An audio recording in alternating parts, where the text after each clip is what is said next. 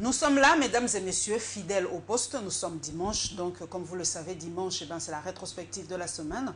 Aujourd'hui, j'ai le plaisir de recevoir monsieur Bruno Lapika, professeur Bruno Lapika, qui est secrétaire général de l'ARC. Alors, très heureuse de vous recevoir, monsieur Lapika. Moi aussi, je suis heureux de vous retrouver ce dimanche. Voilà, la toute première question, de quel ARC appartenez-vous? Mais il n'y a pas de ARC. Je ne sais pas pourquoi vous me posez cette question. Je suis le secrétaire général de l'ARC. Nous avons appris des sources sûres qu'on a défenestré, permettant l'expression, Olivier Kamitatou de l'ARC et bien d'autres autorités de l'ARC. Ah bon, vous suivez ces comédies ou ces tragiques comédies de quelques individus qui se réveillent un matin dans un hôtel et font une déclaration qu'ils ont défenestré l'initiateur, le responsable du parti. Non, madame, les choses ne se font pas comme ça. Nous sommes quand même dans un état de droit. Nous sommes quand même dans un pays qui a des règles. Nous sommes régis par des règlements. On ne défenestre pas un fondateur d'un parti parce qu'on a mal dormi et qu'on s'est réveillé et comme un fou dans la rue et se mettre à crier. Non.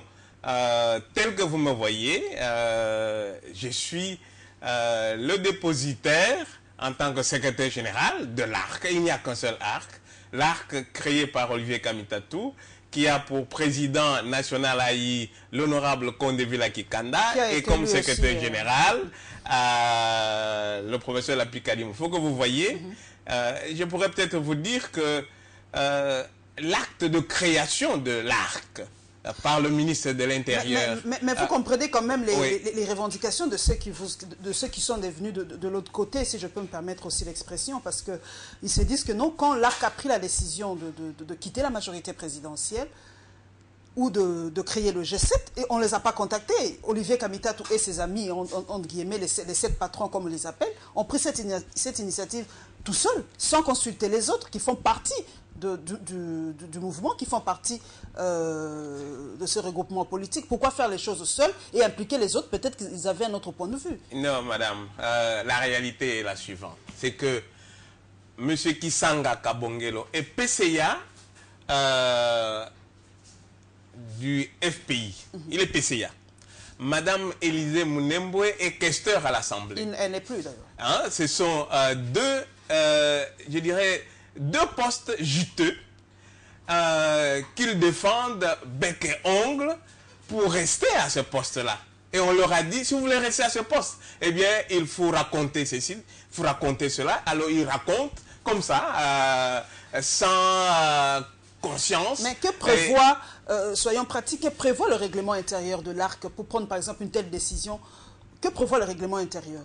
Comment se prennent les décisions graves au sein de votre parti? Les décisions graves se prennent au sein du comité directeur et nous avons réuni le comité directeur qui a pris l'option d'adhérer au G7 parce que maintenant on nous parle de G7. C'est une décision du comité directeur qui tire les conséquences de notre exclusion. Donc il faut pas que les gens perdent de vue que nous avons été exclus de la majorité. C'était pas de l'auto-exclusion, mais c'était de l'exclusion. Nous avons été exclus. Et rappelez-vous d'ailleurs, lorsque l'ARC a adhéré à la majorité, n'est-ce pas? C'est toujours le même Olivier Kamitatou qui a signé. Toujours le même. Et aujourd'hui, je suis étonné d'apprendre que quelqu'un lui pose la question, mais pourquoi nous sommes partis de la majorité? Nous ne sommes pas partis de la majorité, on nous a exclus de la majorité. Donc, pratiquement, c'est pas aussi une forme de dictature. C'est vrai qu'on se plaint un tout petit peu que dans les partis politiques aussi, il n'y a pas de dialogue, il n'y a pas débat au sein. Ils prennent des décisions seuls, même si c'est le comité directeur, mais quand même, il y a des gens qui font partie de l'ARC, qui ont des avis à émettre. Vous ne tenez pas compte, par exemple, du congrès d'autres personnes. Il n'y a que le chef qui peut prendre une décision et engager tout le monde.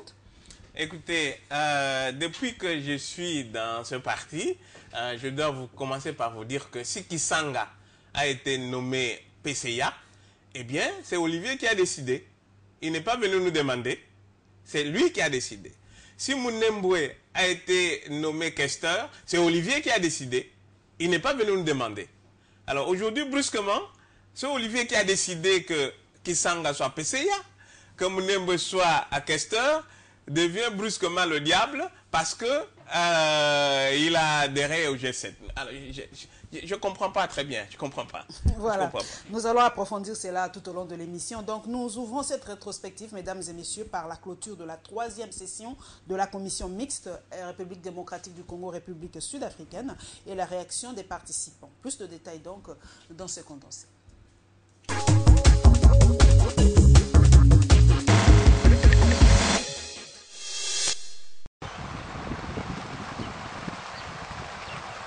Tapis rouge déroulé pour la circonstance, voici Joseph Kabila qui vient recevoir son homologue sud-africain.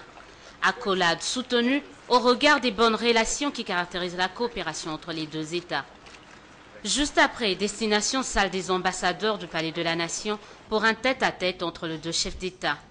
Ces entretiens vont durer près d'1 heure. Ensuite, Joseph Kabila et Jacob Zuma vont rejoindre les membres de leurs différentes délégations pour le Conseil de ministres, après les rapports de la réunion ministérielle des deux États tenus le jeudi. L'on va procéder à la signature d'un protocole d'accord dans le domaine de la coopération aérienne. Ce 9e sommet ordinaire de la Grande Commission mixte RDC-RSA est aussi revenu sur la mise en œuvre des différents accords et traités signés précédemment entre les deux pays. Les deux chefs d'État ont particulièrement salué les progrès enregistrés dans la mise en œuvre du traité sur le projet Grand Île. Il a été signé en octobre 2013 durant la visite d'État du président sud-africain.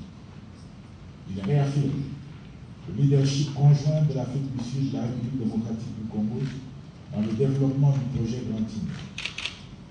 Ils ont exhorté les deux ministères ou départements concernés d'accélérer le processus en vue de résoudre toutes les questions en suspens, y compris la mise en place du groupe de travail requis afin de baliser la voie pour l'exécution de ce projet panafricain. Les deux chefs d'État ont réitéré leur volonté d'améliorer et de renforcer les relations économiques dans le développement de la coopération dans les secteurs, entre les secteurs privés de leur pays et l'accroissement du commerce et de l'investissement entre ces derniers. Joseph Kabila et Jacob Zuma ont aussi apprécié à sa juste valeur l'initiative d'un dialogue pour une large cohésion nationale en RDC. La cérémonie s'est clôturée par un déjeuner du président RD congolais offert à son homologue sud-africain ainsi qu'à toute sa délégation. Les deux grands partenaires régionaux et continentaux que sont la RDC et la République sud-africaine ont prévu de se retrouver en Afrique du Sud pour la prochaine session de la Grande Commission mixte. Les bailleurs de fonds, comme vous le savez, ils doivent réunir 12 milliards de dollars américains pour que ce projet soit effectif. La chronologie des faits démontre que les travaux à eux seuls, pour qu'on arrive réellement à avoir les 4800 MW, ça nous demande quelques 3 années. Donc il faut compter 3-4 ans. Donc vers 2020, on peut déjà disponibiliser les 4800. Parce que le grand problème en cette matière, c'est le transport de l'énergie. Donc il faut construire les infrastructures pour transporter l'énergie. L'énergie, on peut la produire en peu de temps, mais pour la faire parvenir auprès des consommateurs, ça demande quand même un temps, compte tenu des distances qui séparent le site et les consommateurs. Vous savez que l'énergie, c'est plus que les diamants, c'est plus que les mines, c'est plus que tout ce que vous pouvez imaginer. Hein. Si vous faites le commerce de l'énergie, mais vous pouvez gagner beaucoup d'argent. Et donc, je peux considérer que l'énergie est vraiment la première richesse de ce pays. Si on arrivait à mettre en œuvre les 100 000 mégawatts qui renferment le barrage d'Inga et les autres sites hydroélectriques, nous pourrions rien que vivre de cette recette provenant de l'énergie électrique. Donc pour moi, je considère que tous les accords qui ont été signés ont un impact positif sur l'économie nationale.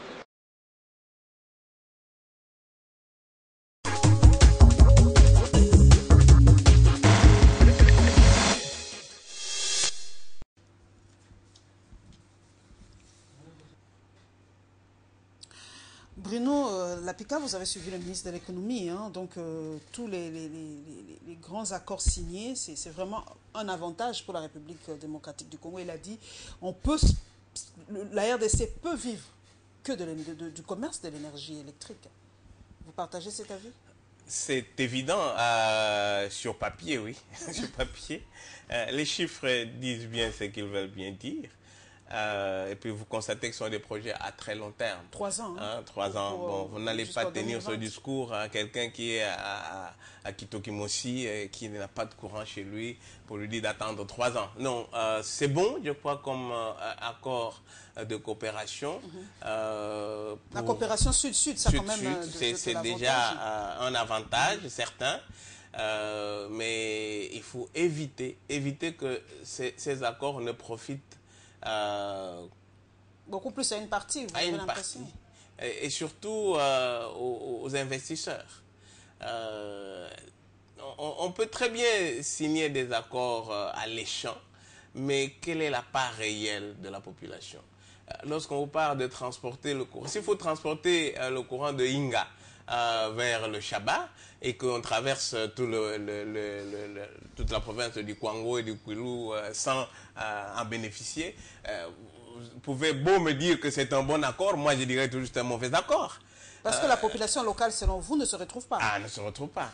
Vous avez entendu vous-même, il faut transporter ce courant à des très longues distances. Mais dans l'immédiat. Donc il faut être clair, c'est le transport du courant électrique du barrage d'Inga jusqu'en Afrique du Sud. Ben voilà, c'est ça.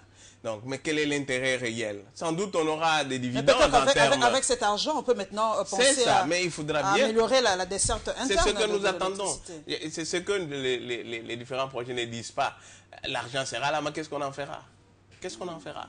Je crois que pour signer ce genre d'accord, il faut toujours associer les bénéficiaires. Pour vous, ce ne sont pas des accords, comme cette expression le dit, ce ne sont pas des accords win-win pour les deux parties? Bon, nous ne gagnons pas ou vous avez l'impression que nous perdons? Non, j'ai comme l'impression qu'il y a une catégorie des Congolais qui gagnent et une autre qui n'y trouve pas son compte. C'est l'impression que j'ai. Et qui n'y trouve pas son compte, ce sont le petit peuple, ce qu'on appelle le petit peuple, c'est-à-dire vous et moi, nous ne voyons pas très bien quel est notre intérêt, mais les gros financiers, eux, ils trouvent leur intérêt. Dans tout ça. Voilà, donc pour vous, l'Afrique du Sud, c'est quand même un partenaire vraiment précieux pour la République démocratique du Congo dans plusieurs domaines. Hein? On ne peut pas aujourd'hui, lorsqu'on parle de la coopération Sud-Sud, ne pas mettre l'Afrique du Sud au premier plan. C'est évident. Et j'encourage, moi, les rencontres, les visites de part et d'autre, mais je souhaiterais qu'à l'avenir, que le niveau de coopération descende plus bas, vers la population. Au lieu que ce soit l'intégration, comme on dit en Europe, c'est vrai que nous tournons toujours notre regard vers l'Europe. Hein, et ils ont l'espace Schengen, donc il n'y a pas de visa.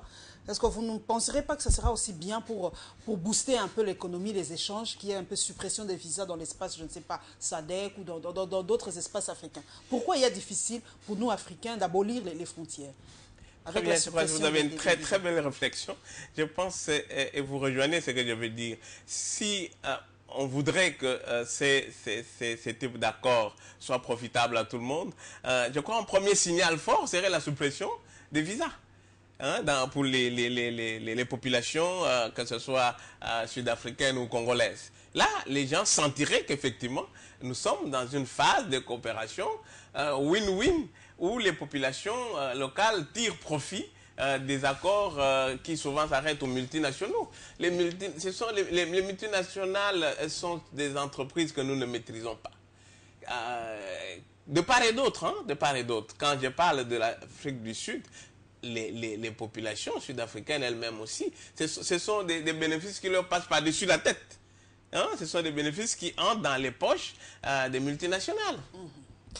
Voilà, nous poursuivons, mesdames et messieurs. Comme vous le savez, la démission de l'abbé Apollinaire Malumalu continue de faire couler beaucoup d'encre et de salive. L'envol, le parti cher à Adélie Sessango a réagi et les confessions religieuses mêmement. Plus de détails.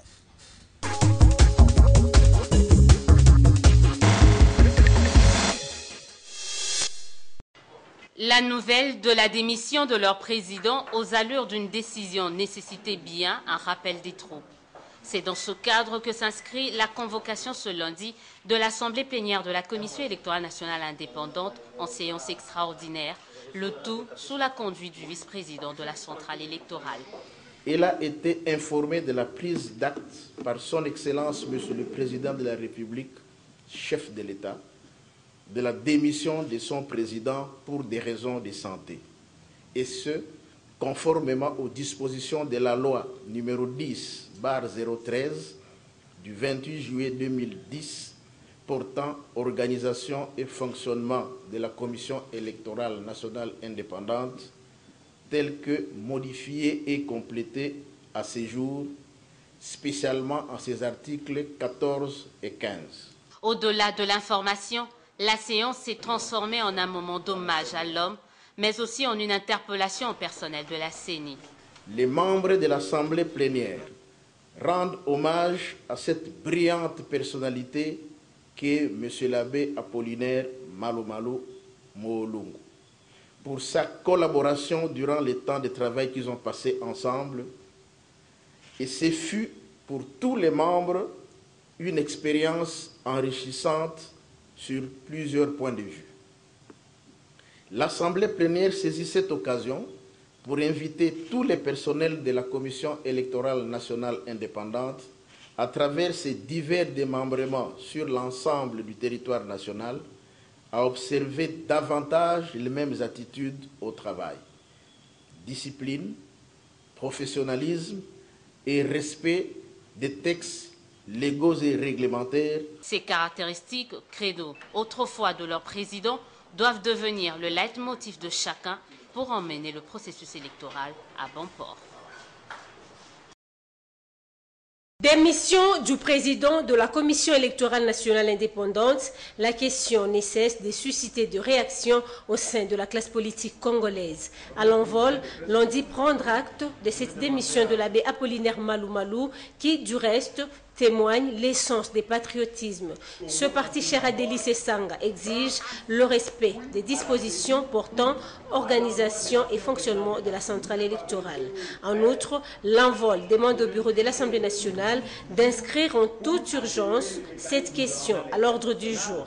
Finalité, accélérer le mécanisme de remplacement du président de la CENI et invite la classe politique à s'y investir promptement pour une issue heureuse. L'envol en appel au strict respect des dispositions des articles 10, 12 et 15 de la loi organique numéro 13/012 du 19 avril 2013, modifiant et complétant la loi organique numéro 10/013 du 28 juillet 2010 portant organisation et fonctionnement de la Commission électorale nationale indépendante, en demandant à la société civile de se réunir sans délai pour désigner en toute indépendance le successeur de M. l'abbé Apollinaire Moolongo Malo à la tête de la CENI afin d'éviter un motif de plus au glissement recherché en toutes circonstances. L'envol en appel à la vigilance, l'opinion nationale et internationale et met en garde contre toute manipulation, instrumentalisation et la politisation de la société civile dans la désignation du président de la CENI. Enfin, l'envol exige que le rapport annuel sur le fonctionnement de la CENI soit évalué rapidement afin de permettre un recadrage du système électoral.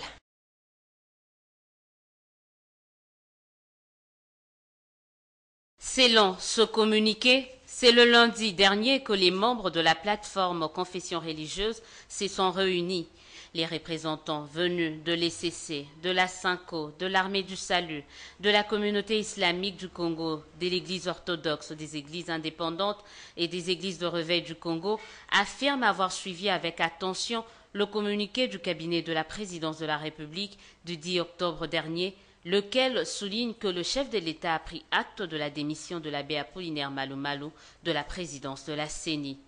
Ainsi, conformément à la loi organique modifiant et complétant la loi organique portant organisation et fonctionnement de la CENI, Les confessions religieuses, sous-composantes de la société civile, assurent qu'elles vont désigner, dans les meilleurs délais, le nouveau président de la CENI, dont le nom sera présenté à l'Assemblée nationale. Cependant, l'exclusivité de cette initiative semble être remise en cause par d'autres sous-composantes de la société civile. Elles estiment que le choix du remplaçant de Malou Malou doit aller au-delà du critère religieux et ne considérer que les compétences et l'expertise en matière électorale. Qu'à cela ne tienne, la plateforme Confession religieuse a tenu à remercier l'abbé Apollinaire Malou Malou pour, dit-elle, les multiples services rendus à la nation congolaise. Les confessions religieuses l'assurent également de leurs prières et lui souhaitent une prompte guérison.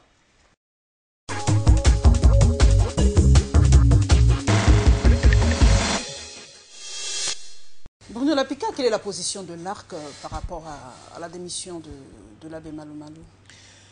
Bien, je crois qu'il faut dire que cette nouvelle est tombée à un moment où on ne s'y attendait pas.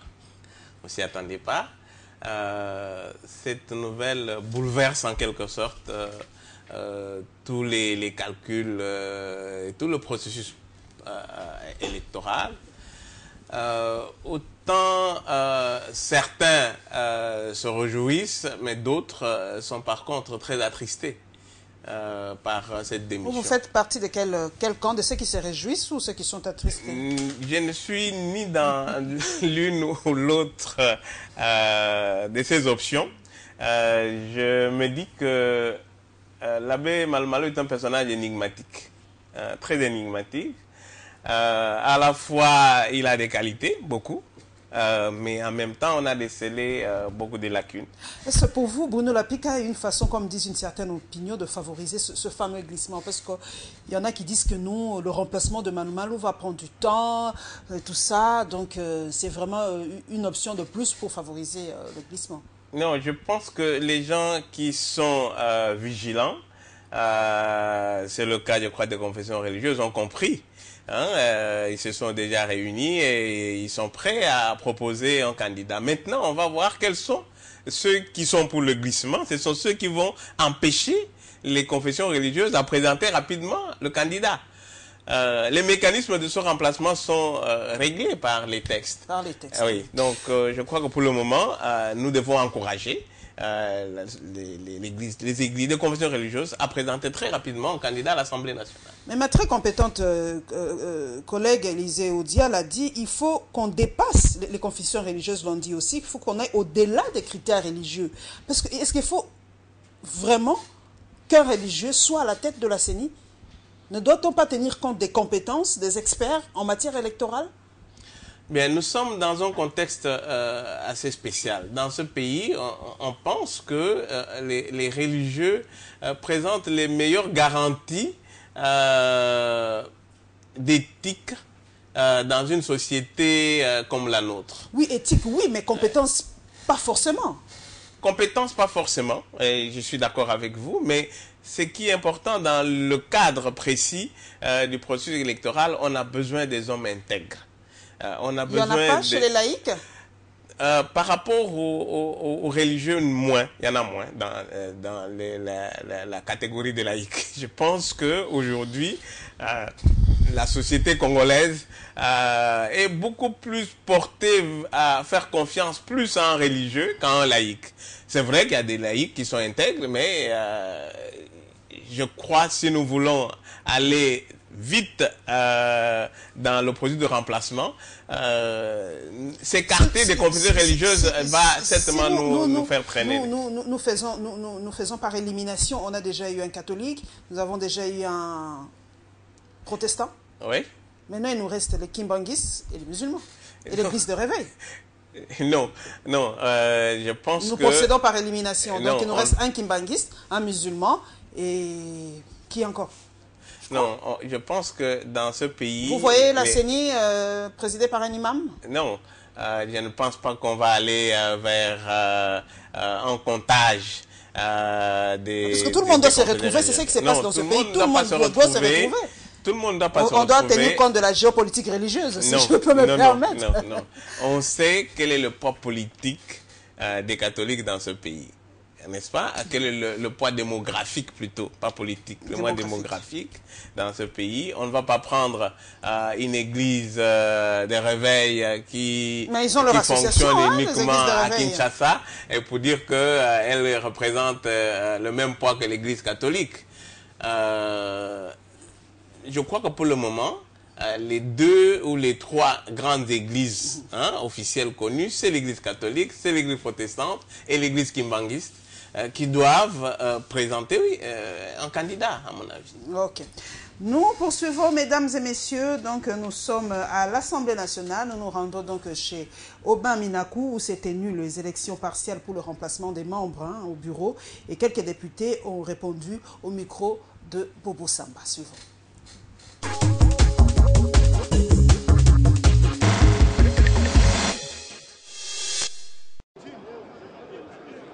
Salle de congrès du Palais du Peuple. Les décors étaient plantés pour les élections partielles de membres du bureau. Le poste convoité sont le siège du premier vice-président de l'Assemblée nationale et du rapporteur de la même institution. Pour la vice-présidente du bureau de la Chambre des députés, 2 candidats se sont disputés cette fonction, Henri Thomas Lokondo et les députés nationaux Luongé. Les 2 législateurs avaient bien avant expliqué à la plénière leur motivation à ces postes. Henri Thomas Lokondo, ce député national non inscrit et proche de la majorité présidentielle, avait dans son exposé démenti son appartenance au groupe G7 et sollicité le vote consensueux de ses collègues députés nationaux. Son rival, lui, choix de la majorité présidentielle, avait, dans un verbiage peu convaincant, incité la plénière à porter son choix sur sa personne. Dans cette guéguerre de mots, les urnes se sont révélées plus déterminantes. La plénière a jeté son dévolu sur les députés nationaux Luongé. Ces derniers remportent l'élection du premier vice-président de la Chambre des députés avec 271 voix contre 169 pour les législateurs Lokondo. L'autre ronde mettait aux prises le député national Nono Berocham à la députée nationale Espérance Moussafiri. Cette dernière a été écrasée au vote, 94 contre 335 pour le législateur Nono Berocham qui va occuper la fonction de rapporteur. La majorité reste encore majorité. Ceux qui vous disent que la majorité est bousillée de suite du départ de G7, de la majorité, ça c'est un faux problème. La majorité reste encore là. La preuve en est qu'aujourd'hui, nous avons montré que la majorité est encore capable de faire quelque chose. Au sein de l'Assemblée nationale, il y a encore la majorité. Au sein de la majorité, nous avons désigné un seul candidat. Mais il y a quelqu'un d'autre de la majorité également qui s'est présenté. Ce n'est pas du tout bien. Parce que dans toute organisation, il faut la loyauté et la discipline. S'il n'y a pas de la discipline, c'est bien, c'est de la jungle, chacun peut faire ce qu'il veut. Ce n'est pas du tout bon. Il faut savoir interpréter ces chiffres-là. C'est-à-dire demain après demain, ce que nous pouvons formuler comme motion, comme pétition. Vous avez suivi la PR Caï le bureau pour pouvoir continuer avec la pétition normalement. Non, tout ça, ça posera des problèmes. Donc le message, nous sommes réconfortés parce que ce que nous avions dit à son temps, les gens n'ont pas cru que cette composition-là de la majorité, c'est effectivement effrité. L'écart, vous avez constaté, il est de 103. Et jadis, c'était 200 et quelques. C'est ça. Je suis satisfait aussi du fait que les 2 membres du bureau, ils ont été élus selon les normes. Ils ont été élus conformément à la Constitution de la République et au règlement intérieur. Je crois que l'Assemblée nationale vient de donner encore une fois une leçon de démocratie parce que nous sommes les premiers à concevoir les lois et nous devons être les premiers à les respecter.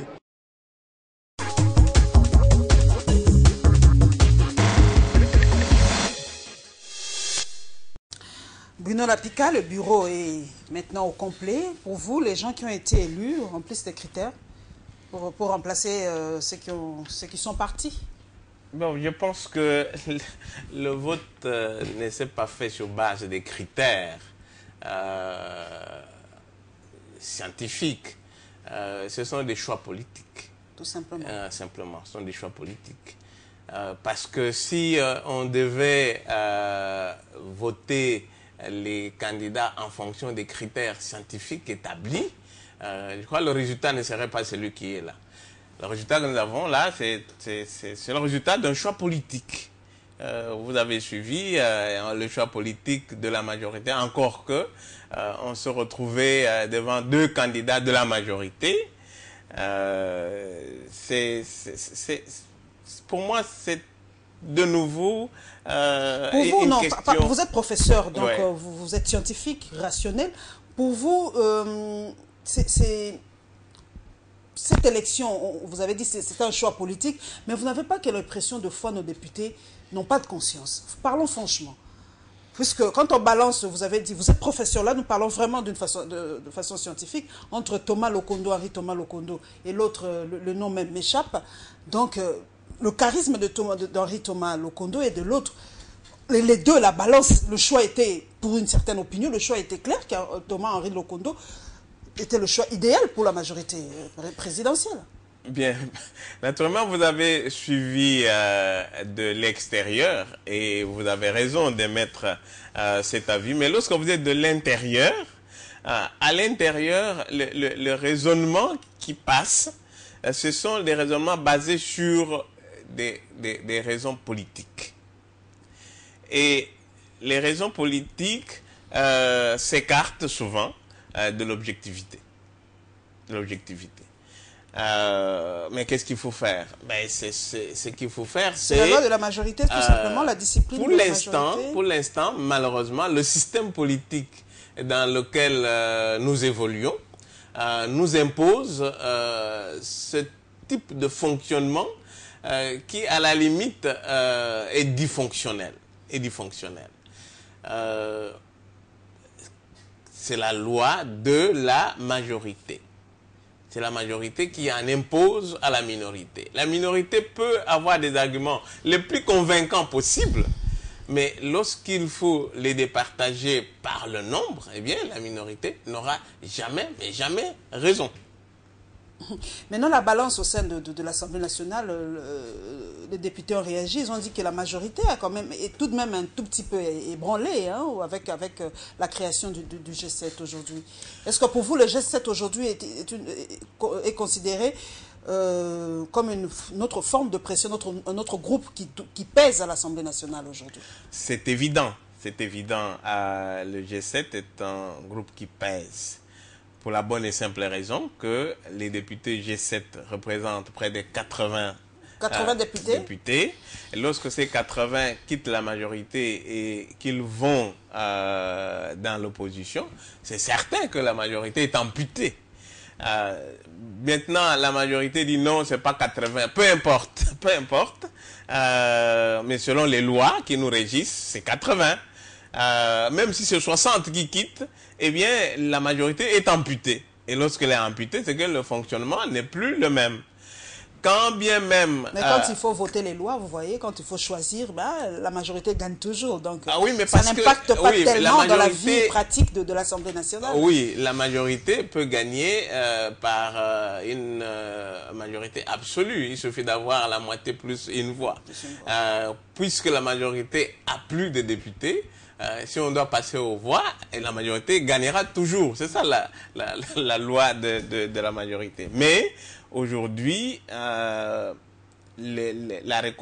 comment dirais-je, le rapport de force à l'Assemblée doit être modifié.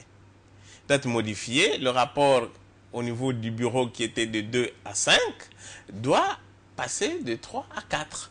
Et le président de l'Assemblée est conscient de cela. Il a mis en place une commission qui est en train d'examiner toutes ces questions. Donc, dans les jours qui viennent, nous aurons à débattre de ce rapport qui va nous définir les vrais rapports au sein de l'Assemblée. Ce n'est plus les rapports que nous avions en début de la législature. Les choses ont beaucoup évolué. Ok, donc une question, parce que vous êtes secrétaire général de l'ARC, vous faites partie maintenant du G7. Une certaine opinion le dit carrément, c'est on a maintenant une opposition bourgeoise. Ce n'est pas une opposition qui manque des moyens. Aujourd'hui, on a une opposition qui peut se mesurer valablement face à la majorité, parce que ces gens-là proviennent de là, ils ont de l'argent. Donc aujourd'hui, c'est vraiment une opposition bourgeoise. Vous partagez ce ça. C'est pas quelque chose qui peut vous nuire un tout petit peu, que ça vous colle à la peau d'être appelé opposition bourgeoise? Non, ça me gêne pour la bonne et simple raison que ce type de commentaires oublie de situer le contexte dans lequel mon parti et les 6 autres partis se retrouvent dans l'opposition. Nous avons été obligés d'aller. Vous n'étiez pas obligé d'aller dans l'opposition. On vous a fait sortir de la majorité. Vous pouvez rester proche du chef, mais pas... Non. On nous a exclus de la majorité. Donc, qui n'est pas avec le chef et contre le chef. Non. C'est ça que vous avez pratiqué. La loi dit clairement qu'à l'Assemblée, il y a 2 familles politiques. La majorité. La majorité ou l'opposition. Il n'y a pas de centristes dans notre pays? Non. Il n'y a pas d'indépendants? Non. Un député peut être un non-inscrit, n'est-ce pas? On peut être un non-inscrit, mais au niveau des familles politiques, il y en a 2. Ou c'est la majorité ou c'est de l'opposition. Mais lorsqu'on vous chasse, on vous exclut, mais vous faites quoi? Est-ce que vous partagez les valeurs de l'opposition? Est-ce que vous êtes là parce qu'on vous a exclu? Tout simplement. Nous sommes là d'abord parce qu'on nous a exclus. Oui. Mais vous ne vous sentez pas opposant, il faut le dire franchement. Est-ce que les membres du G7 se sentent vraiment opposants? Il faut le dire à cette population. Non, je crois que à cette question, la réponse est la suivante. Les membres du G7 ont travaillé avec la majorité présidentielle depuis 10 ans. Donc, tout ce qui existe dans la majorité actuelle, eh bien, a été réalisé avec les membres du G7. Donc, nous assumons ce passé commun. Vous êtes sûr d'assumer le côté négatif de la majorité? Nous assumons le côté positif comme le côté négatif.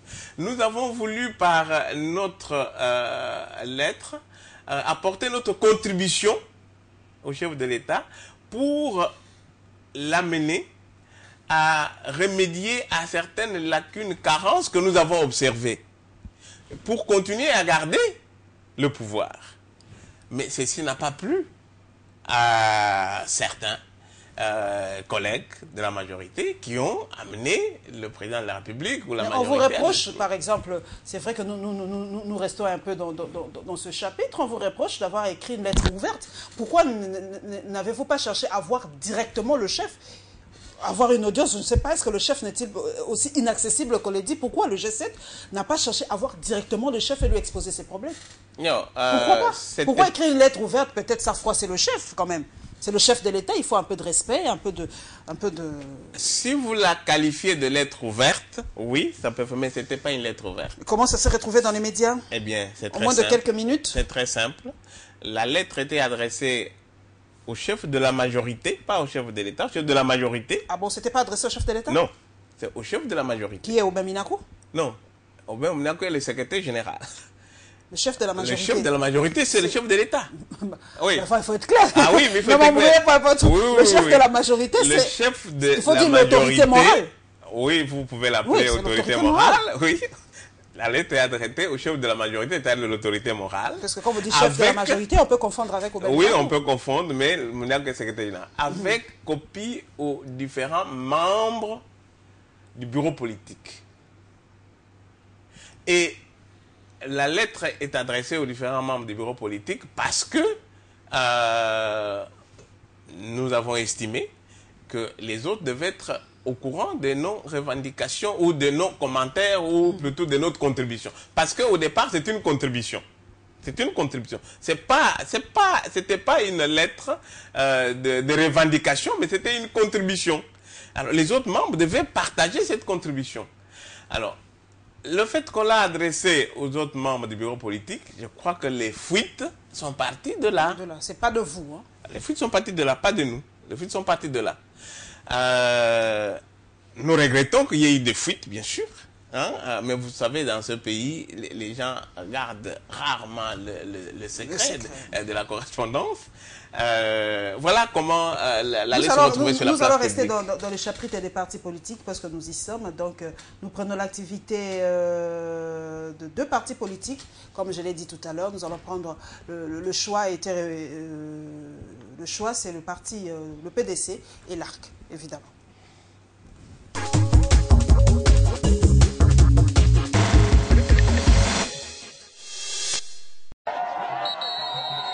Bienvenue l'UYOTA ainsi que certains cadres du Parti démocrate chrétien rompent avec le silence. Ces cadres exclus du PDC ont décidé de sortir de leur tanière. Ils protestent contre les décisions leur infligées par le parti et dénoncent l'abus de pouvoir caractérisant José Ndoundou, autorité morale du parti. Pour eux, le leader du PDC a violé les dispositions régissant le parti. L'acte posé par lui est fondamentalement contraire au statut de notre cher parti, le PDC. On sait qu'il a violé les dispositions impératives régissant les organes du parti, ainsi que celles relatives à ses objectifs et principes d'organisation contenus dans le règlement intérieur. Il s'agit notamment, en ce qui concerne les statuts, l'article 18 qui confère au Congrès les prérogatives de traiter des matières relatives à l'idéologie. L'article 23 qui fait du bureau politique l'organe d'orientation et de décision du parti. L'article 26 qui donne mandat au bureau politique, lorsque les circonstances l'exigent, de se réunir en des sessions pour statuer sur les matières dont la compétence est dévolue au Congrès. Par conséquent, ces groupes s'est dit appartenir encore au PDC et réitère son soutien au chef de l'État et autorité morale de la majorité présidentielle. Nous considérons que le comportement dénoncé si haut frise les déposismes et exclut tout débat politique au sein de notre cher parti PDC. En conséquence, nous réaffirmons notre appartenance à la majorité présidentielle. Assurons notre indéfectible soutien à son Excellence M. Joseph Kabila Kabange, président de la République, autorité morale de la majorité présidentielle. Le divorce semble consommé désormais, d'autant plus que les 2 tendances ne partagent plus la même vision. Les membres du comité directeur de l'Alliance pour le renouveau du Congo, ARC en sigle, se sont réunis ce jeudi 15 octobre 2015 au siège national du parti, 6 avenue Kassavubu, numéro 54, pour examiner la déclaration signée par l'honorable Mounembo Élysée, qui n'est pas membre fondateur, et Gaston Kisanga, tous deux devenus l'une questeur de l'Assemblée nationale et l'autre PCA du Fonds de promotion de l'industrie par la seule volonté du président Olivier Kamité. Les comités directeurs de l'Alliance pour le renouveau du Congo dénoncent avec véhémence l'imposture de 2 personnes citées si haut qui n'ont ni qualité ni mandat de parler au nom et pour le compte de l'ARC et qui sont frappés d'une mesure de suspension depuis le 29 septembre 2015.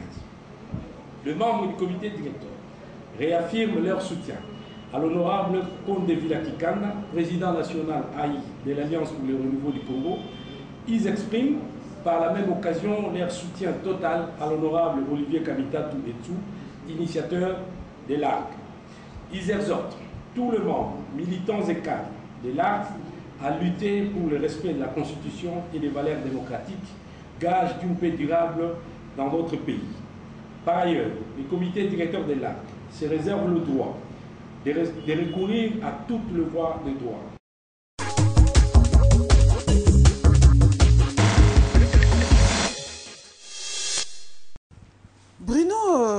Monsieur Bruno Lapika, Mounembo Élysée, l'ancien questeur de l'Assemblée nationale, et Kisanga Kabangele, qui est PCA de FPI, ont émis des points de vue contraires. Alors aujourd'hui, on a l'impression que Olivier Kamitatou se prend pour le créateur de ces deux Congolais, parce que comme ils ont émis des avis contraires, eh bien, eux aussi, on les chasse. Ben, c'est la même chose. comment je peux dire, le cercle se retourne contre vous. Bien. Olivier Kamitatou n'est pas le créateur d'Élysée Minemoni de Kisanga Kabengula. Il les a choisis parce qu'ils étaient compétents aussi quelque part et ils ont apporté un plus à l'arc, que vous le vouliez ou pas.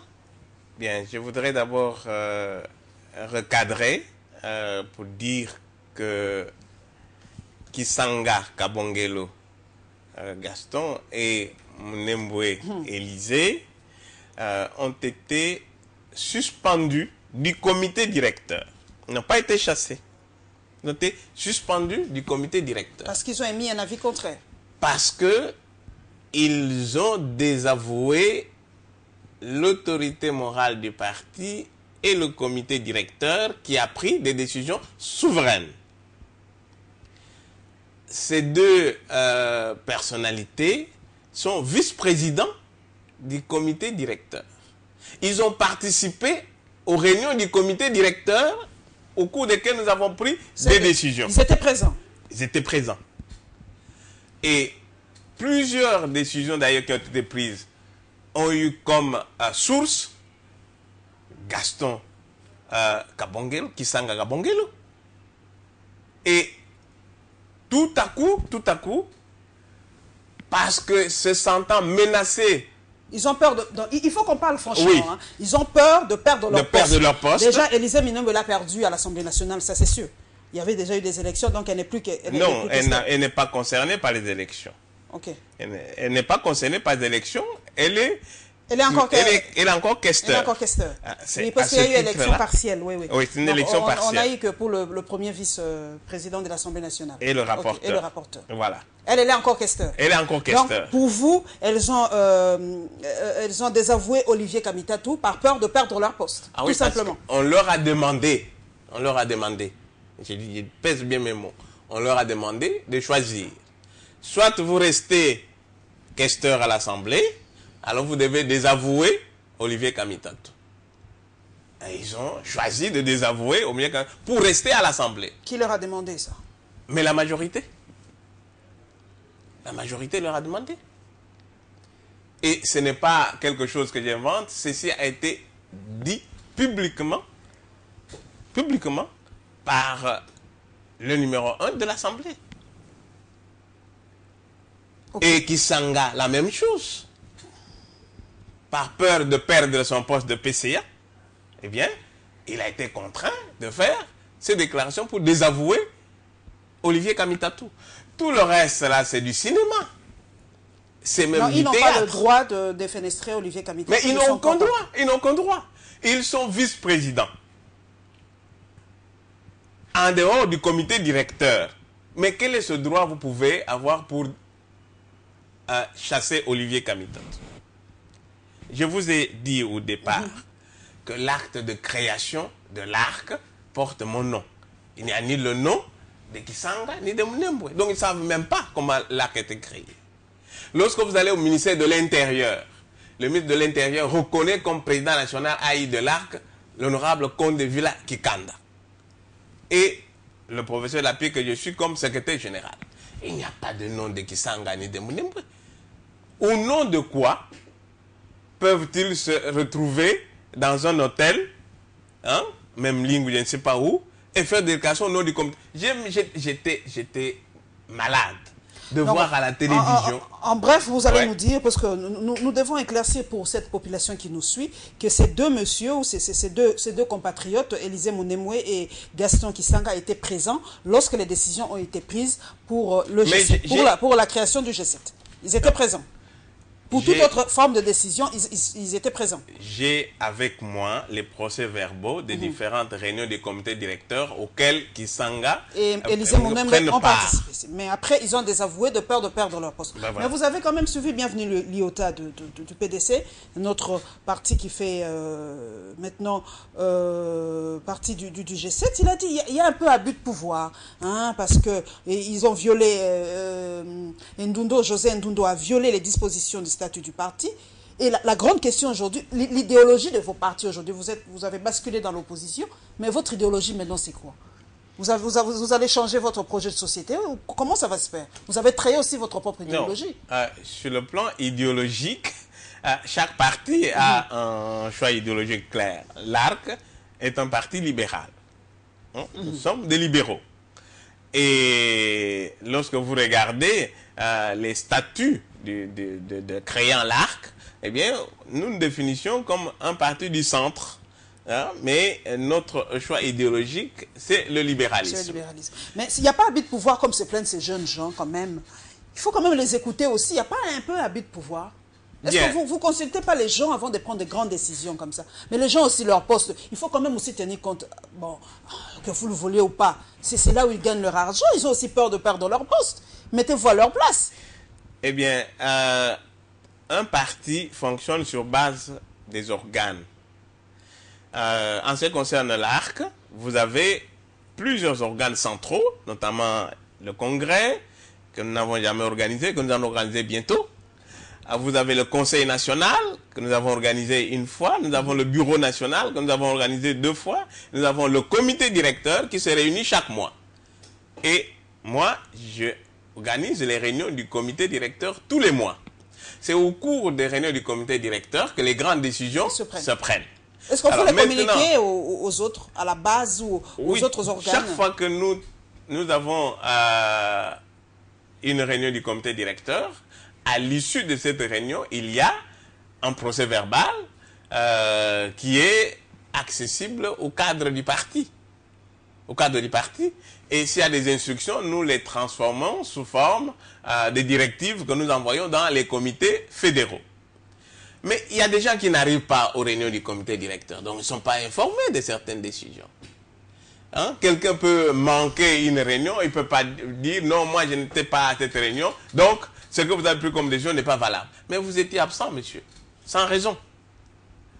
Donc, là où vous pouvez peut-être poursuivre la réflexion, c'est dire « Mais est-ce que les Congolais sont démocrates ?» Ben c'est ça, oui, la plus grande question. Parce que vous prenez l'alternance, vous prenez le dialogue, vous prenez l'écoute du prochain, mais vous ne vous écoutez pas entre vous dans vos partis. Les gens ne sont pas démocrates, c'est-à-dire que les gens ne... Les autorités morales des partis sont des petits dictateurs, qu'on se le dise.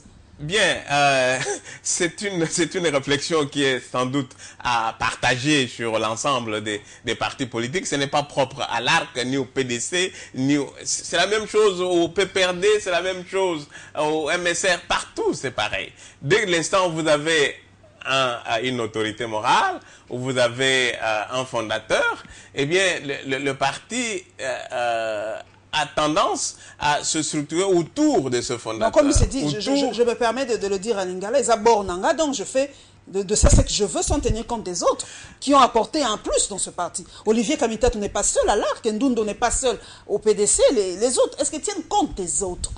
Parce que le Zabornanga, donc on s'en a lingui. En tout cas, c'est comme ça qu'ils réfléchissent.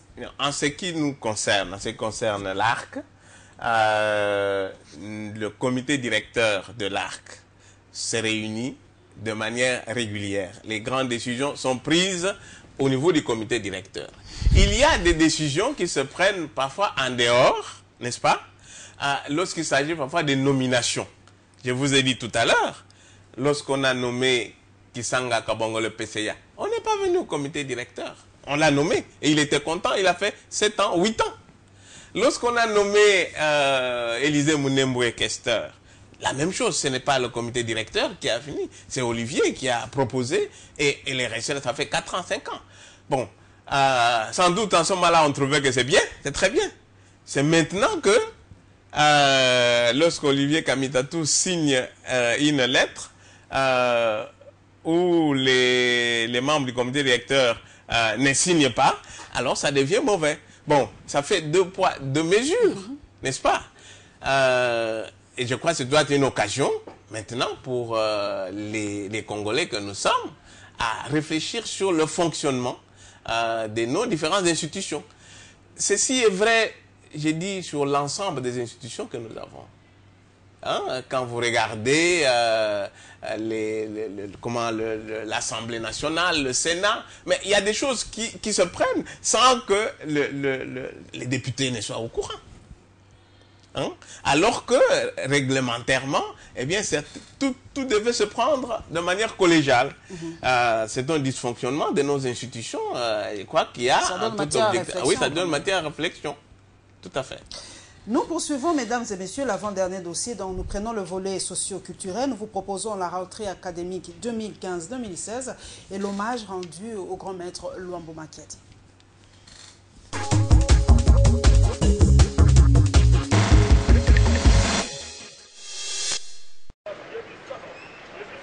La rencontre de ce jour était annonciatrice des couleurs de l'année académique 2015-2016 en République démocratique du Congo.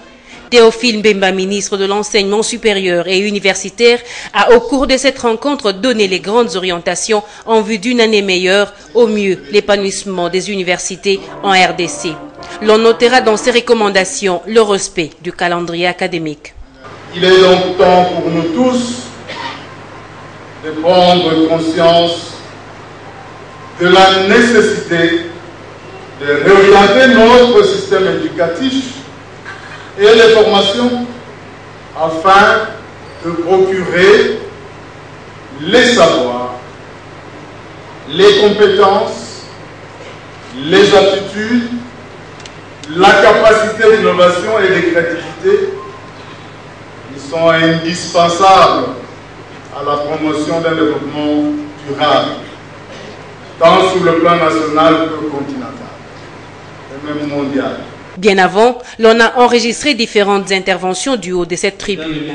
Le recteur de l'université de Kinshasa avait dans son allocution salué les efforts fournis par le ministère de l'ESU en vue du rétablissement de l'ordre dans les secteurs de l'enseignement en RDC. De son côté, le doyen des recteurs des chefs d'établissements universitaires avait fustigé la prolifération des universités non en règle avant d'inviter le gouvernement de stopper cette gangrène. La cérémonie de ce jour a vu le vice-premier ministre du Travail et président de la commission socio-culturelle du gouvernement donner le goût des activités académiques de l'année 2015-2016.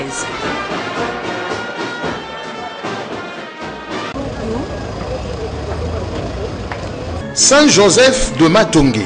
La paroisse a reçu différentes personnalités en ces jours marquant la disparition de l'artiste musicien Franco Luambo Makiadi. Parmi elles, le Premier ministre Matata Ponyo. Dans cette ambiance eucharistique présidée par l'abbé Coco, l'assistance a été exhortée à l'amour de Dieu, mais aussi à s'inspirer du modèle de Lokanga Diopene, alias Franco de Miamor. Ce peintre de la société qui n'avait pas peur de dire la vérité en vue d'un changement de comportement dans la communauté. La deuxième étape de cette journée commémorative a été marquée par une séance d'interprétation musicale ici à la place des artistes. Et c'est le fils biologique du grand maître qui s'est adonné à cet exercice. S'en est suivi une succession d'allocutions, l'on retiendra celle du président de la Sokoda. Ce grand artiste musicien qui a porté haut l'étendard de notre beau et grand pays dans tous les lieux où il avait eu à se produire. Les clous de l'événement aura été le dévoilement par le Premier ministre de ce monument de 400 kg fait de bronze patine de main du maître sculpteur Liolo. Cette architecture va transmettre à la postérité la mémoire de l'illustre musicien que fut Luambo Makiadi. Ce dernier a reçu aussi ces jours les honneurs de natifs de Matongé, à l'instar de Robert Luzolano.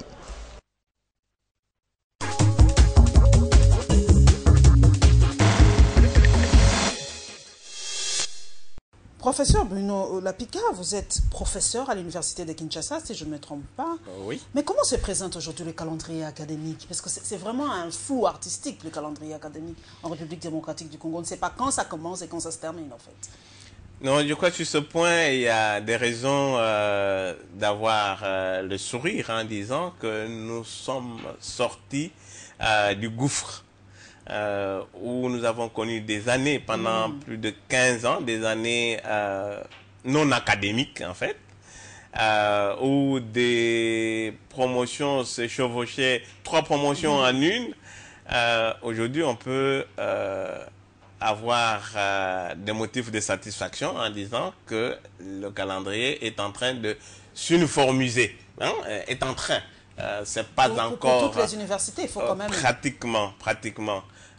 l'université qui avait le plus de problèmes, c'est l'université de Kinshasa. Là, je constate que pour une année académique qui vient de se terminer, nous sommes déjà en deuxième session, c'est déjà une bonne chose. Donc, il y a des gros efforts qui ont été fournis. Et pour cela, nous devons féliciter tous les ministres qui sont passés ou qui ont fourni un grand effort pour uniformiser ce calendrier. Mais les problèmes ne sont pas terminés. Je sais, c'est la seconde question, les problèmes que rencontrent les professeurs. Vous vous plaignez un peu trop, les professeurs. Et pourtant, on a majoré vos salaires, on vous a donné des véhicules et tout ça. Qu'est-ce que se passe? C'est toujours pas assez? Par rapport à d'autres corps professoraux de ce pays, par rapport aux médecins, aux infirmiers, aux enseignants, vous êtes quand même parmi les mieux lotis, professeur Bounoula Pika. Non, je ne sais pas si le débat pour les professeurs se situe à ce niveau salarial. Le débat, si les profs se plaignent, eh bien, ils se plaignent du niveau très bas de l'enseignement. C'est vrai que classé parmi les universités, l'université de Kinshasa ou le campus de Kinshasa ne se retrouve même pas. Hein. Non. Même parmi les 100 universités africaines, la RDC n'y figure pas. Qu'est-ce que vous ressentez quand on cite d'autres universités et là où vous vous enseignez, qu'est-ce que vous ressentez personnellement? C'est pas une forme d'échec, une forme de Nous ressentons effectivement un échec. Une insatisfaction par rapport à tout ce que nous fournissons comme encadrement auprès des étudiants. C'est quelque chose qui nous donne je dirais, des insomnies. Comment est-ce que nous sommes arrivés à ce point? Lorsque nous rentrons des années en arrière. Il y avait des étrangers qui venaient étudier en campus de Kinshasa. Oui, tout à fait. Alors là, qui est responsable de cela? Ce ne sont pas les profs d'université. Ne vous dédonnez pas, tout le monde est responsable. C'est toute la société congolaise qui est responsable, dans son ensemble. Toute la société congolaise, dans son ensemble. À commencer On dit que les professeurs aujourd'hui sont trop laxistes, vous octroyez des points n'importe comment, vous ne faites que vendre des syllabus, les étudiants souffrent. Comment ça se passe? Bien, cette analyse-là, elle n'est pas correcte, naturellement. Elle n'est pas correcte parce que dans l'imaginaire des Congolais, il suffit de voir un professeur en train de vendre un syllabus. Eh bien, quand on sort de là, tous les professeurs vendent les syllabus. Non, il y a sans doute quelques collègues qui font du commerce des syllabus, quelques collègues, mais pas la majorité des professeurs que nous sommes. Et nous devons éviter justement ces généralisations. Malheureusement, dans l'opinion, c'est ça qui passe. Dans l'opinion, on pense que tous les profs ne vendent que du syllabus. Tous les profs ne donnent que des points gratuitement. Mais pourtant, quand vous allez dans les mots, les points sexuellement transmissibles, oui, mais il faut le dire. Hein. Mais quand vous allez... Nous venons de faire une délibération il y a 2 jours. Mais quand on voit le nombre d'échecs, finalement, vous allez vous poser la question, mais où sont les points sexuellement transmissibles? Puisque les étudiants ne réussissent pas. Hein? Où ça se trouve? Donc, mais nous devons réfléchir. Toute la société qu'on doit réfléchir parce que nous sommes en train de détruire notre système. J'ai lu quelque part sur le net que Paris Match, je crois, le site de Paris Match, sans le citer, qu'en Afrique, on met beaucoup plus l'accent sur les enseignements, genre philosophie, lettres et tout ça, et on ne met pas l'accent sur la formation de la main-d'œuvre, par exemple, des maçons qualifiés, des architectes qualifiés. Vous n'avez pas l'impression qu'on ne suit pas une voie pour le développement de l'Afrique? Trop de théorie, mais pas assez de pratique. Je suis tout à fait d'accord avec cette analyse. C'est que, quelque part, nous sommes héritiers de la colonisation. Où on peut changer, nous, 50 ans après l'indépendance. Oui, il faut une révolution. Je ne dirais même pas qu'il faut des réformes, parce que les réformes, on en a connu. Et quand on réforme, généralement, on reste dans les structures traditionnelles, on ajoute quelque chose, on retranche. Mais il faut une véritable réforme, plutôt une révolution de l'enseignement. Pour qu'on arrive justement à atteindre cet enseignement du développement, plutôt que cet enseignement élitiste que nous avons hérité de la colonisation. Mais ce sont les bases, à mon avis, qu'il faut révolutionner. Ce sont les bases. Aujourd'hui, qui enseigne à l'école maternelle, qui enseigne à l'école primaire, ces gens ont été formés où? Ces gens ont quelle technicité? C'est n'importe qui enseigne à l'école maternelle. C'est n'importe qui enseigne à l'école primaire. C'est n'importe qui enseigne à l'école secondaire. L'université n'est pas faite pour former, en fait. Hein? Non, non, non. La conséquence, c'est qu'on n'a pas de techniciens qui forment. Moi, je me rappelle de mon temps, n'enseigner à l'école primaire que des moniteurs. Les moniteurs formés pour cela. Mais ces écoles où on formait des enseignants pour les primaires n'existent plus. Ces écoles où on formait des enseignants pour les écoles secondaires n'existent plus. Donc ce sont des généralistes sans formation pédagogique solide qui dispensent des enseignements approximatifs. Et le niveau des... Avec un français aussi. Oui, non, ne parlons pas de la langue. Bon, bien sûr, ce n'est pas un critère d'efficacité. Peut-être devons-nous enseigner en lingala, en swahili ou en chiluba. Bon, peut-être, hein, parce que vraiment le français, professeur, quand vous suivez des fois les sorties de nos compatriotes à l'extérieur, c'est la catastrophe. Pourquoi ne pas nous rabattre dans nos langues nationales? Peut-être on va mieux communiquer, mieux enseigner. Moi, je trouve, hein, je ne sais pas, c'est votre avis. Le Kenya l'a fait, le Kenya enseigne en swahili, la Tanzanie enseigne en swahili. Oui et non, mais je crois qu'il faut renforcer, puisque nous sommes déjà dans cette lancée de l'enseignement en français, il faut renforcer l'apprentissage du français. Et peut-être qu'il faut, je dirais, des préparatoires en français avant de commencer les études universitaires. Vraiment, vraiment. Hein, je crois qu'il faut vraiment des cours préparatoires en français parce que des fois, c'est vraiment la catastrophe. Alors, un mot en quelques minutes par rapport à Luambo Makedi. Quel souvenir gardez-vous de ce grand artiste? Non, je pense que Luambo Makedi, c'est un immortel. C'est un personnage qui doit être considéré comme un véritable héros dans le domaine de la culture. Et je suis ravi de voir qu'on a pensé à inaugurer un monument en son honneur. C'est un personnage hors du temps. Et ce genre de personnage, eh bien, il vous arrive une fois à la génération, hein, c'est pas tout le temps. Il avait un talent, il avait une créativité que très peu de musiciens ont. Mais il a laissé à la population congolaise une seule image. C'est celui qui peint la vie quotidienne. La vie quotidienne, mais dans le but de faire changer le comportement des gens. N'est-ce pas?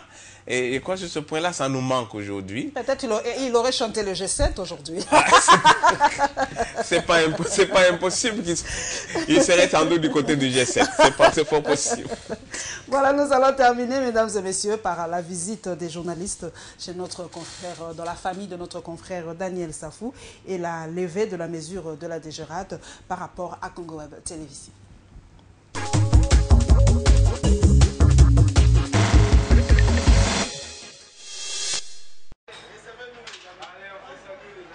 Ils sont de la presse écrite, mais aussi de l'audiovisuel. Ces journalistes, venus des différentes maisons de presse, sont allés au-delà du simple mot « confrérie ». Ils ont tenu à les démontrer à travers cette visite dans la famille de Daniel Safou. Un moment de partage, mais aussi de réconfort à l'endroit de ceux qui sont privés de leur maillon fort depuis plusieurs mois. Une situation beaucoup plus difficile pour les enfants Safou. Rendez-nous notre papa. S'il doit faire la prison, c'est ici à Kinshasa, pas à Matadi. S'il vous plaît, rendez-nous notre papa. Ces derniers peuvent compter sur les enfants de Mike Mukebai, eux dont le père a passé près de 11 mois à la prison centrale de Makala. Nous avons aussi vécu cette expérience. Nous encourageons nos frères à être forts. Les interpellations de ces enfants vont dans le même sens que celles des journalistes. Nous avions décidé, nous, journalistes, amis et confrères de Daniel Safou, nous avons décidé de passer le dimanche d'aujourd'hui avec sa famille. Le but est de sensibiliser. Nous voulons dire à tout le monde qu'il y a une parcelle d'autorité sur le dossier Safou, que ce dossier était truffé d'irrégularités. Si déjà au niveau de la Cour de la cassation, on peut revoir toutes ces irrégularités afin que notre confrère puisse recouvrer sa liberté.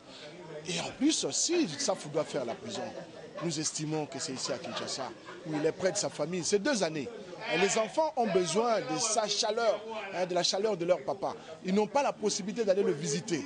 Si on peut transférer ça à Kinshasa, c'est la seule demande que nous pouvons formuler à l'endroit du ministre de la Justice, Alexis Thambwe Mwamba, qui est un père de famille que nous connaissons très sensible dans des questions pareilles. Cet acte de sollicitude censé être mené par la Corporation des journalistes a été salué à sa juste valeur par la famille de Daniel Safou. Le journaliste et éditeur de Les Points Saillants Plus est actuellement à son 5e mois de détention à Matadi, dans la province du Congo central.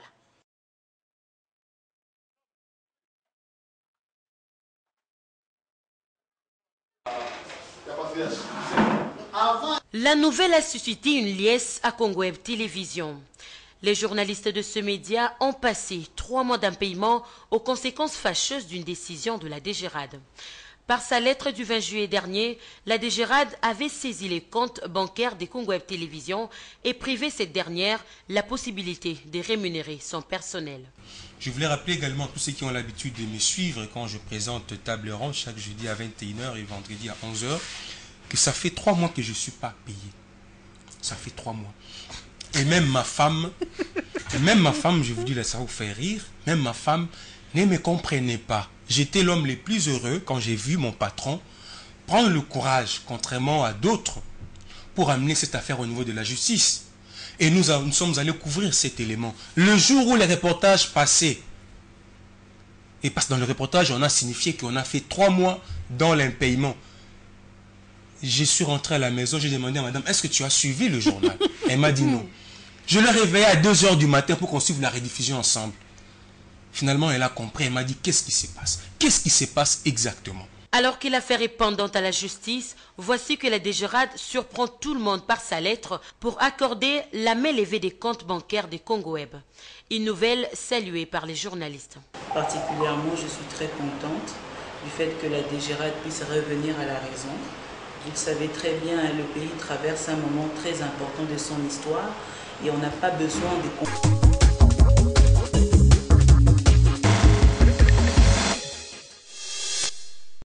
Professeur Bruno Lapika, cela pose la problématique de la connaissance du droit. On a l'impression que les Congolais ne savent pas ou ne connaissent pas leurs droits.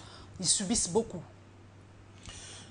Effectivement. Le droit que nous avons hérité, c'est un droit écrit. Et ce droit écrit n'est accessible qu'à ceux qui savent lire et écrire. Or, la majorité de la population congolaise vit en dehors de l'écrit. Et il n'y a pas de mécanisme de communication pour expliquer les droits de chacun. Et c'est ainsi qu'on assiste à des abus. Et dans tous les domaines. Dans tous les domaines.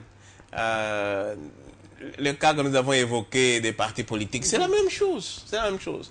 Le cas des Congo Web, c'est la même chose. Le cas de... tous les cas que vous venez d'évoquer. Heureusement, je crois que ce qu'il faut apprécier, c'est la fin. Finalement, la DGRAD qui revient sur ses positions. Heureusement qu'à un moment donné, il y a une prise de conscience. Mais je me rends compte que notre pays est victime du choix qu'il a opéré par rapport au droit. Le droit occidental que nous avons hérité, nous n'en sommes pas, nous n'avons pas... Non, nous ne maîtrisons pas les tenants et les aboutissants, tout ça de ce droit-là. Non. Et il faut peut-être former de plus en plus de juristes qui doivent descendre jusqu'à la base pour que chacun soit informé de ses droits réels. Et que la justice soit une justice équitable pour tous. Et pas une justice seulement des riches, mais soit une justice aussi des pauvres. Par rapport au cas de Daniel Safou, nous avons vu les confrères descendre dans la famille de notre confrère qui est emprisonné à Matadi. Nous demandons simplement son transfèrement à Kinshasa pour qu'il puisse quand même voir sa famille. Ça se fait ailleurs, hein, quand même. Vous êtes en prison, mais quand même proche des siens. Peut-être c'est la seule chose que demandent les journalistes. D'abord, il faut féliciter vos confrères qui sont partis consoler la famille, mais cela ne suffit pas. Cela ne suffit pas. Il faut que votre confrère, lui aussi, puisse bénéficier des droits juridiques. Il faut qu'il soit accessible. Il faut qu'il... Il n'est pas en isolement quand même, si je ne me trompe pas. Il n'est pas en isolement, il est en prison. Donc, il peut faire la prison au Bas-Congo comme il peut le faire à Kinshasa. Nous sommes dans un même pays. Il faut continuer à faire pression. Parce que à l'étape où nous sommes, il faut faire pression. Et c'est votre devoir à vous de continuer à faire pression pour que ceux qui détiennent une parcelle d'autorité puissent intervenir et que votre collègue soit transféré à Kinshasa. Ce sera la joie pour tout le monde. Qu'on connaisse votre confrère, qu'on ne le connaisse pas, mais nous sommes tous solidaires et sensibles à la situation qu'il traverse. Comment trouvez-vous le métier de journaliste en RDC, professeur Bruno Lapika? Un métier difficile? Vous croyez que le journaliste en RDC exerce tranquillement son métier par rapport à ses droits? Bon, j'ai deux lectures du métier des journalistes en RDC. La première lecture, c'est que historiquement, le journalisme a été considéré comme un métier non professionnel. N'importe qui pouvait faire du journalisme. Hein? C'est ainsi que n'importe qui s'improvise et la conséquence, c'est qu'on a dans ce corps de journalistes des gens non formés. Et quand vous avez des gens non formés, ils font n'importe quoi et ils ne respectent pas la déontologie. La deuxième lecture, c'est que le journalisme congolais est victime du contexte général de pauvreté. Le journaliste congolais n'a pas les outils, les moyens de faire du bon travail comme les journalistes occidentaux. Il n'a pas l'argent nécessaire pour faire un bon reportage, pour aller chercher la bonne information. Alors il se contente du peu qu'il peut récolter. Et pour cela, je considère que l'information des journalistes congolais est souvent très limitée. Très limitée aussi, ça c'est un coup de gueule que je fais aussi parce que vous êtes secrétaire général de l'ARC. C'est un coup de gueule de ma part en tant que journaliste. Il est de fois difficile à accéder aux sources d'information. Moi, je le dis, il n'y a pas de complexe à ça. Quand c'est RFI, quand c'est TV5, quand c'est France 24, Olivier Kamitote va se réveiller à 2 h du matin et prendre le téléphone. Mais quand c'est Paulette Kimuntu, quand c'est Élisée Odia, quand c'est Ambroise Mamba ou Bobo Samba, non, parce que c'est un journaliste congolais, on nous déconsidère. C'est ça aussi le grand problème envers nous, journalistes congolais. Vous nous considérez, vous nous déconsidérez et vous considérez les autres. Non, en réalité, c'est un réel problème. En réalité, ce n'est pas le journaliste qu'on déconsidère, c'est l'espace que vous couvrez qui est un espace très limité. France Inter, lorsqu'il diffuse une information, l'information est captée à travers l'Afrique, à travers le monde. Mais Congo Web aussi est capté à travers le monde. Pourquoi vous faites beaucoup plus confiance à RFI qu'à Congo Web, par exemple? Non, maintenant vous vous rendez compte que nous venons vers vous. C'est que nous commençons à réaliser que vous êtes capable d'être compétitif sur le plan des médias. Et je crois, soyez rassurés que désormais, nous viendrons vers vous. On vous fera autant confiance qu'à RFI et Afrique 24. Vraiment, ça c'était vraiment un petit coup de gueule avant de terminer. Donc merci à Bruno Lapika qui est secrétaire général de l'ARC. Et professeur, vous dispensez quel cours en fait? Je dispense des cours d'anthropologie à l'université de Kinshasa, anthropologie médicale et des cours d'environnement, toujours à l'université de Kinshasa et dans d'autres universités. L'environnement est maintenant très très important, hein, avec le changement climatique et tout ça. Vous allez aller en France, à Paris pour le sommet? Je ne suis pas encore confirmé. Le PAC 15, je crois. Mais je pense que j'y serai. Et je crois que l'environnement aujourd'hui est devenu... En fait, je me demande si j'ai encore quelques poussières de secondes, je ne sais pas. Non, c'est fini. Moi, je voulais simplement savoir la part du Congo dans la protection de l'environnement. Qu'est-ce que nous gagnons? Parce que nous avons une forêt dense, nous avons une biodiversité incroyable. Est-ce que nous apportons quelque chose ou nous gagnons quelque chose en protégeant cela? Non, je ne pense pas qu'il faut réfléchir en termes de ce que nous gagnons. Nous devons réfléchir qu'est-ce que nous faisons pour protéger notre environnement.